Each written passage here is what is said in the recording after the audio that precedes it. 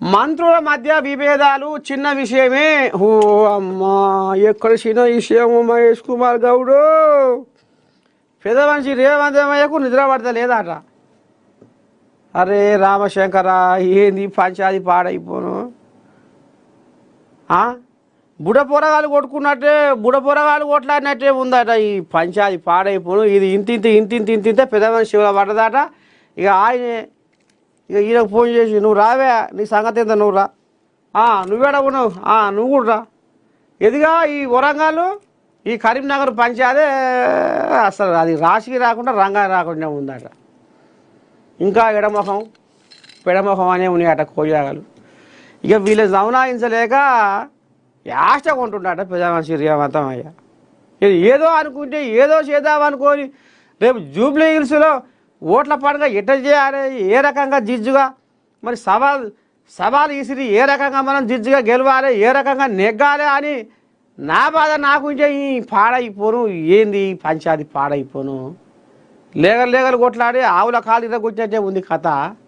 తీర మళ్ళీ ఓట్ల పండుగ ముందరనే అని పాపం ఆయనే ఇక ఫోన్లు చేసి మంత్రులకు ఇక క్లాసు బీకిండి అనేది గుసగుస వినపడుతుంది. ఇక మొత్తానికైతే జర పంచాయతీ జర సల్లగా చేసిండాడు. ఇక మరి ఊకుంటాడు పెద్ద మనిషి, ఎందుకంటే ఆయనకు అన్ని ఎరికేనా. ఇక ఆయన పిలిచి ఎదిగా వరంగల్ కోళ్ళాగలు ఇటు కరీంనగర్ కోళ్ళాగలకే పడతలేదట. సరే, ఇక ఈ పంచాయతీ మొత్తానికైతే సల్లగా చేసినట్ట రేవంతమయ్య. బడుల్లో విద్యార్థుల ఆహార నాణ్యతకు స్పెషల్ యాప్. వారికి లభించే క్యాలరీలను తెలుసుకోవాలి. రాష్ట్రంలో అన్ని సంక్షేమ హాస్టళ్లపై ప్రత్యేక శ్రద్ధ వహించాలి. విద్యార్థులకు నాణ్యమైన పోషకాహారం అందేలా చర్యలు తీసుకోండి. హాస్టళ్లలో వైద్య శిబిరాలు నిర్వహించడం వైద్యులు స్టూడెంట్స్కు అందుబాటులో ఉండాలి. ప్రతి నెల గ్రీన్ ఛానల్లో నిధులు అందించేందుకు యాక్షన్ ప్లాన్ రూపొందించండి. వివిధ సంక్షేమ శాఖల సమీక్షలో ఉన్నతాధికారులతో సీఎం రేవంత్ ఆదేశాలు. బీసీ ఎస్సీ ఎస్టీ మైనార్టీ సంక్షేమ వసతి గృహాలలో అత్యవసర పనులకు రాష్ట్ర ప్రభుత్వం ముఖ్యమంత్రి సహాయ నిధి నుంచి 60 కోట్లు కేటాయించింది. ఈ నిధులను హాస్టళ్లలో డైట్ ఛార్జీలు, తాత్కాలిక సిబ్బంది జీతాల విడుదల, హాస్టళ్లలో మోటార్ల కథ, ఇక ఈ రకంగా పోరగాళ్లకు బడుల విద్యార్థుల ఆహార నాణ్యతకు కొత్త స్పెషల్ యాప్ తీసుకొచ్చినట్టులా మంచిదే. ఇక మరి ఇది పోరగాళ్లకు మంచి ఆఖరికి వచ్చే ఉపాయమే.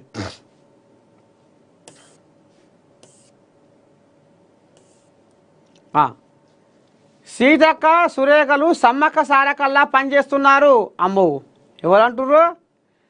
నాపై ఎవరు ఫిర్యాదు చేయలేదు, అలాంటిది ఏం లేదు. నిన్న చెప్పుకున్నాం కదా మనము, పొంగులేటి ఇక అంత పొరక చేస్తూ వరంగల్లో అంత పొరక చేస్తుండు అనేది నిన్న మాట్లాడుకున్నాము. ఇది మన సురేఖ సీతమ్మ పొంగులేటి మీద ఇక మరి జర్రంత కసుబుసు మీద ఉండరు. ఆ ముచ్చట ఈడి దాకా వచ్చింది, పెద్ద శివరాల పడ్డది అనేది నేను చెప్పుకున్నాం. అయితే ఇప్పుడు ఆయనే ఏమంటున్నాడు స్వయాన, నాపై ఎవరు ఫిర్యాదు చేయలేదు, అలాంటిది ఏం లేదు, 90 రోజుల్లో మేడారం పనులు పూర్తి చేస్తాం, మంత్రి పొంగులేటి శ్రీనివాసరెడ్డి. ఇంకా ఏముందో కథ చూద్దాం. తన మీద సహచర మంత్రులు ఫిర్యాదు చేశారని నమ్మడం లేదని మంత్రి పొంగులేటి శ్రీనివాసరెడ్డి పేర్కొన్నారు. మాకు పొంగులేటి శ్రీనివాసరెడ్డితో అడ్డంకి అవుతుందని వాళ్ళు ఫిర్యాదు చేయలేదు, అది చేస్తారని కూడా నాకు నమ్మకం లేదు, కానీ ఇదంతా సోషల్ మీడియా పుట్టించిన పుకారే అని అనుకొస్తుండులా పొంగులేటి. తాను అంటే ఏంటో అందరికీ తెలుసని చెప్పుకొచ్చారు.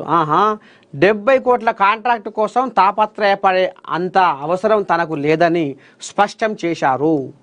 మేడారం ఆలయ మాస్టర్ ప్లాన్కి అనుగుణంగా 211 కోట్ల నిధులని తమ ప్రభుత్వం కేటాయించిందని గుర్తు చేసిండట. సోమవారం ములుగులో మంత్రి పొంగులేటి శ్రీనివాసరెడ్డి పర్యటించిండట సీతక్క ఇలాకల. ఈ సందర్భంగా ఆయన మీడియాతో మాట్లాడారు.